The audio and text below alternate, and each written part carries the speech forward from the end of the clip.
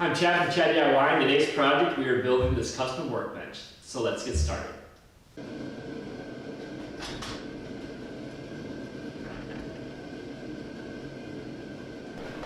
I'll start by cutting a 4x4 Douglas fir post. The post is 8 feet long and I'll be able to get 3 legs out of one post. Each leg is going to be 32 inches long.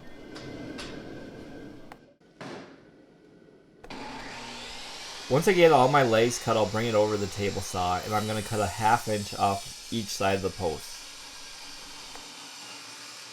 This step isn't completely necessary, but I thought the post would look a little better with one of the sides thinner. The 10-inch blade on the table saw is just long enough to cut it down in one pass.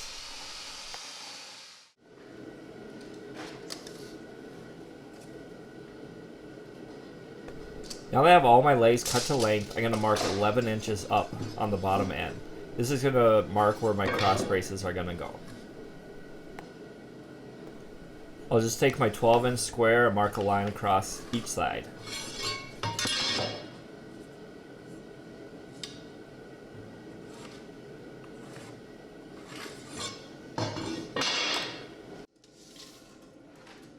Next, I'll start working on the front cross brace of the workbench.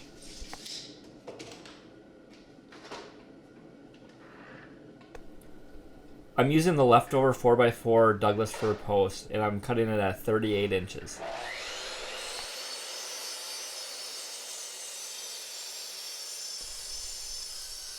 The 82 finish blade on the miter saw does a great job at making smooth cuts.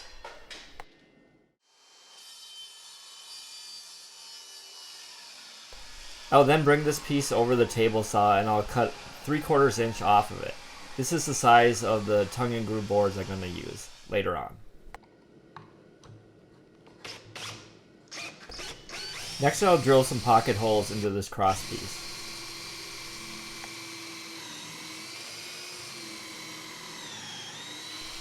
This piece is actually a little too thick for the pocket hole jig I have, so I'm just putting everything at max settings and hoping for the best.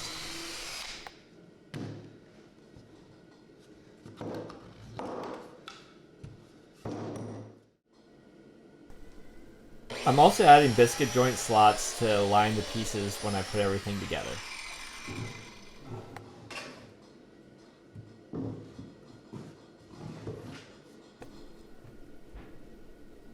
The biscuits and the pocket hole screws should do a great job at holding everything together tightly.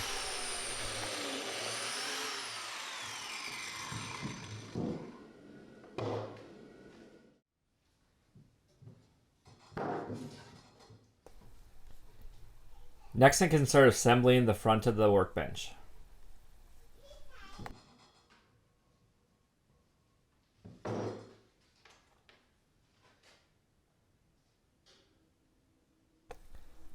I'll start by gluing all the pieces together and using the biscuits and the pocket hole screws to join everything.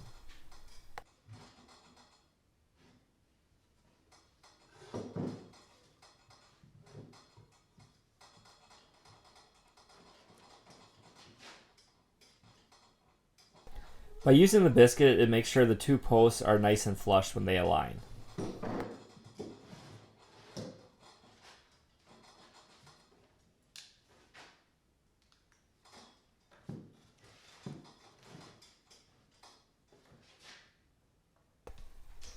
With using the pocket hole screws, it's not really necessary to clamp everything together while the glue dries.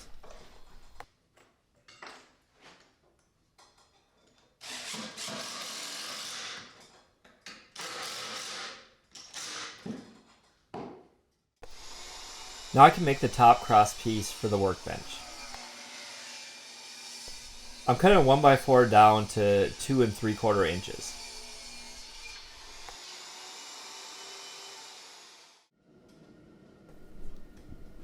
For the top piece, I'm just using glue and pocket hole screws.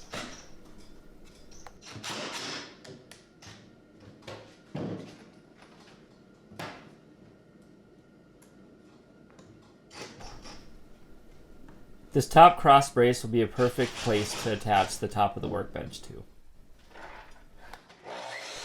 Now I can start cutting the side cross brace pieces for the workbench. These pieces I'm making 28.5 inches long. Next I'll rip a 2x6 down to 3.5 inches. You could just use a 2x4 instead, but then it would still have the rounded edges on one half.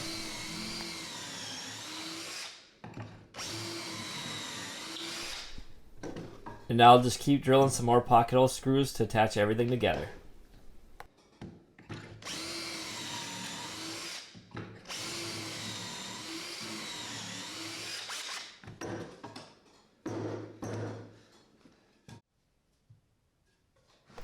The side pieces I'll attach in a very similar way, I just won't add any biscuits.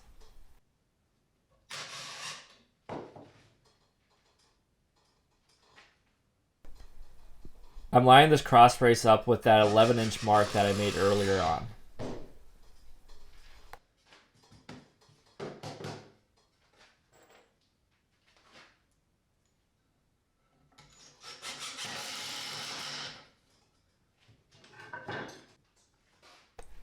Now I can attach all the pieces of the workbench base together. I start by adding glue to all the areas that the wood is going to attach to. And now I can just drop the rest of the base into place.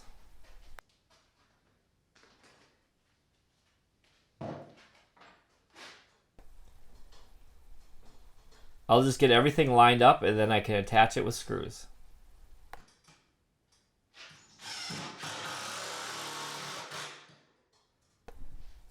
I'm using 2.5-inch screws for the bottom 2x4s and 1.25-inch screws for the top 1x4s.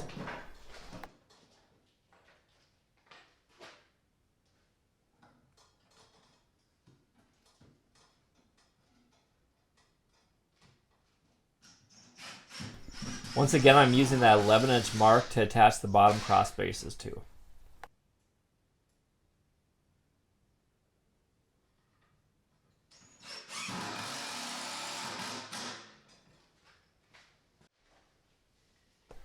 Now that I have the base done, I'll start working on the tongue and groove decorative pieces.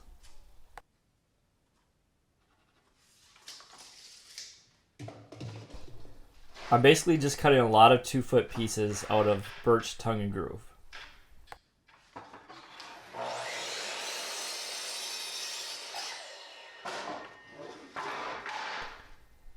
The pieces don't really have to be perfectly 2 feet a piece because the tops and the bottoms will be hidden.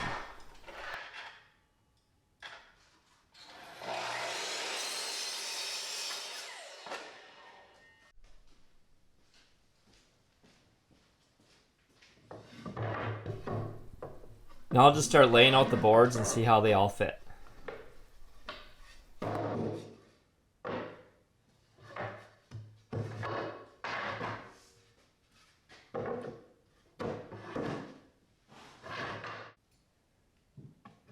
Once I'm satisfied with the layout, I'll start using some 2-inch brad nails to attach everything together.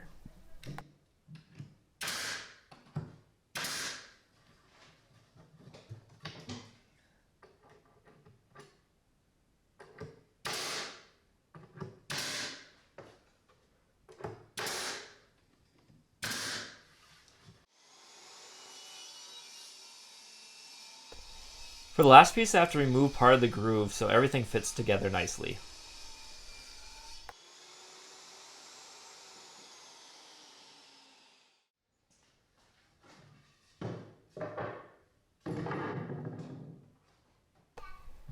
And now I can nail the last 2 pieces in place.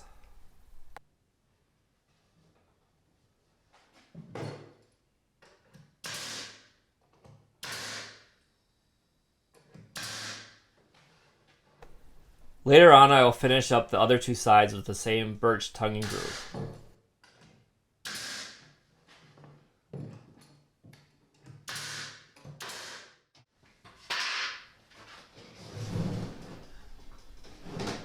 Now I can flip over the whole base and see how everything turned out.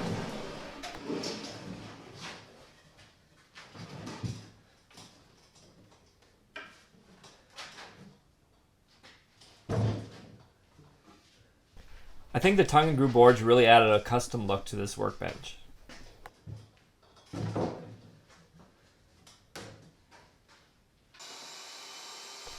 Next I can start working on the workbench top. I'm just using some old 2x10s I had laying around, and I'm cutting off the round edge on each side of the boards.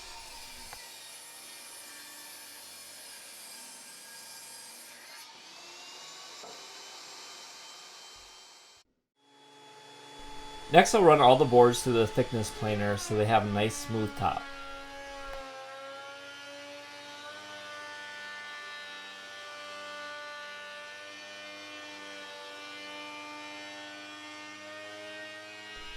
The planer really does a terrific job of making old boards look new again.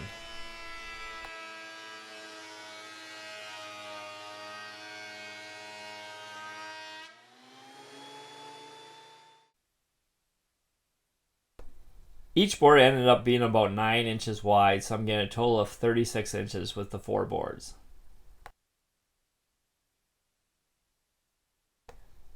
Now I can start making all my marks where I wanted to make my pocket holes.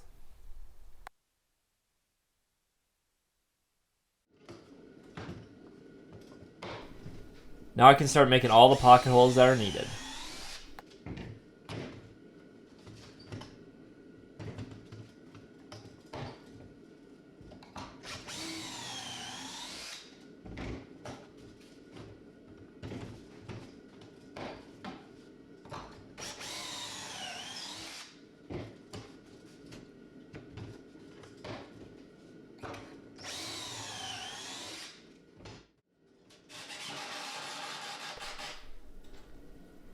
Now let's start attaching all the boards with the screws.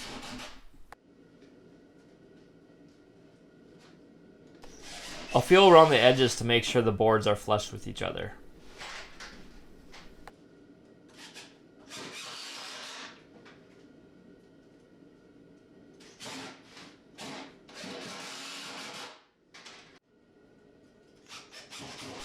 I'm not worried about the boards lining up at the ends yet because I'm going to cut them with my circular saw and a straight edge once they're all screwed together.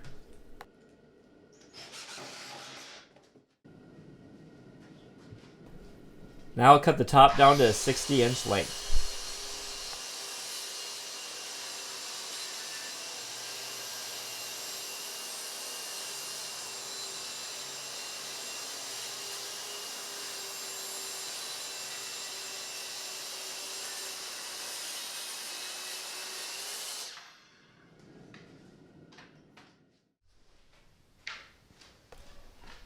Now I'll add some edges to the top of the workbench.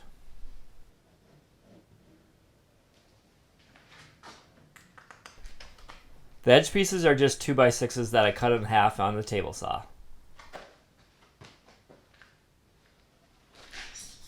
I'm adding some glue and then I'll nail everything together with 2.5-inch finishing nails.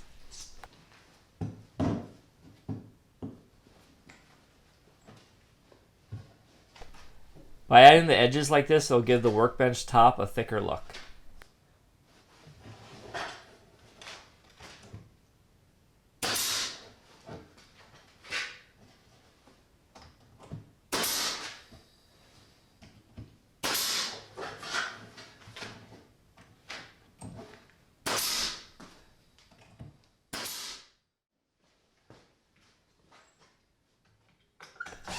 I'll finish the top by adding some pocket hole screws to attach all the edging a little bit more securely.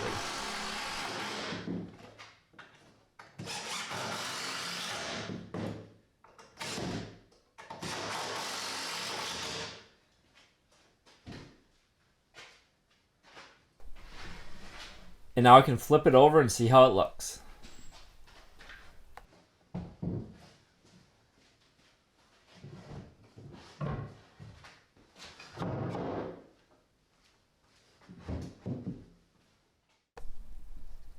And now I can crawl underneath and add some screws to hold the top and the base together.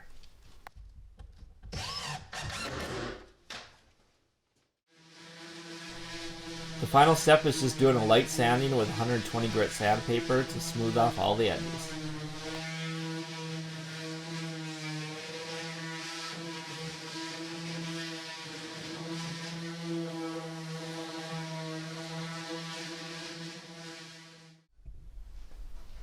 And here's the finished workbench. I left the back open because I'm planning on adding a drawer system in the future.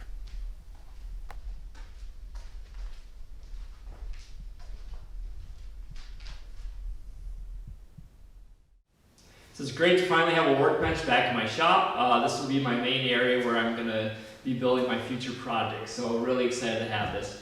If you have any questions on this project, leave them in the comment section below. And as always, please subscribe. Thanks.